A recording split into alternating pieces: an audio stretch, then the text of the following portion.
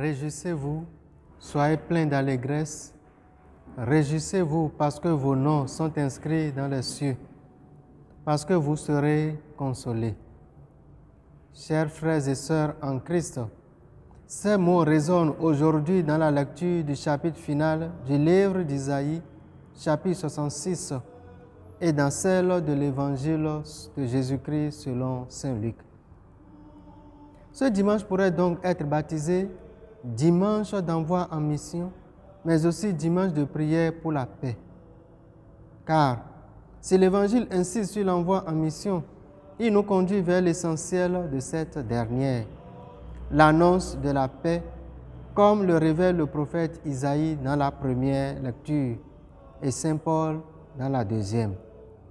Si le dimanche dernier, Jésus nous rappelait que nous devons nous livrer aux arrangements de la mission qui consiste à accepter l'insécurité et savoir faire les choix crucifiants, aujourd'hui, il aborde les deux désirs fondamentaux de l'homme qui sont malheureusement inassouvis. Je veux nommer la joie et la paix. Dans la première lecture, le prophète Isaïe réveille l'espoir du petit reste du peuple d'Israël de retour de l'exil. Le Seigneur lui-même dirigera vers elle la paix comme un fleuve, affirme le prophète. La paix et la joie sont les fruits de la confiance, de l'abandon entre les mains de Dieu. La paix est une grâce que le Seigneur demande à ses disciples d'apporter au peuple vers lequel ils sont envoyés. Dans toute maison où vous entrerez, dites d'abord paix à cette maison. Dieu nous donne la véritable paix. Et si tel est le cas, comment peut-on expliquer les conflits communautaires, les guerres sans nom qui en réalité enrichissent d'autres nations au détriment des pertes de vies humaines ailleurs? N'y a-t-il pas vraiment d'autres solutions que d'offrir des armes de guerre aux pays en conflit? N'est-ce pas là une autre manière d'alimenter les conflits? Que pouvons-nous comprendre de tous les discours de menaces?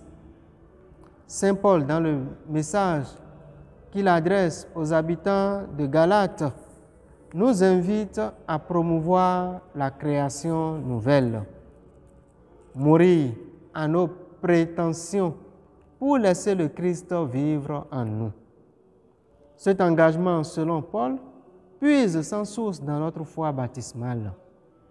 Toute foi chrétienne s'inscrit dans une dimension future, le bonheur, une vie possible au cœur même de la souffrance et au-delà de la mort. La foi recourt à l'action. Priez, allez, guérissez, entrez, mangez. Des gestes humains qui disent la présence de Dieu. La mission exige l'action et de bonnes actions. L'évangélisation n'est pas une publicité ou une propagande. Elle est une œuvre de l'Esprit qui ne passe qu'à travers des cœurs priants. Elle concerne tout chrétien. Elle est une œuvre communautaire et surtout, elle est à la portée des personnes modestes et disposées. Elle consiste à faire du bien, à pacifier, à soulager, à guérir. N'emportez pas de gros bagages, mais apportez la paix, guérissez. La paix proposée aux chrétiens est l'œuvre d'un Dieu qui prend le risque de se quitter lui-même pour venir dans le monde. Le secret de l'évangélisation ne réside pas prioritairement dans les efforts humains de prévoyance et de planification. Bien qu'utile et nécessaire, ce secret réside plutôt dans la bienveillante assistance de Dieu lui-même. Les 72 sont envoyés deux par deux pour signifier qu'un témoin seul risque d'être pris pour un gourou. Être envoyé par deux, c'est être appelé à faire équipe, à faire église et à participer à l'expérience des disciples d'Emmaüs. Par deux, on peut échanger ensemble.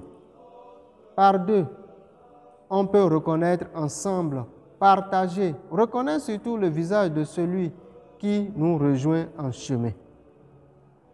Être envoyé 2 par 2 conduit à découvrir que l'autre nous met toujours en appétit. Seul, on avance aussi loin qu'on peut. Avec l'autre, on va plus loin que le possible. Porté par la fraternité, la force du groupe et la mission confiée nous poussent vers les frontières nouvelles.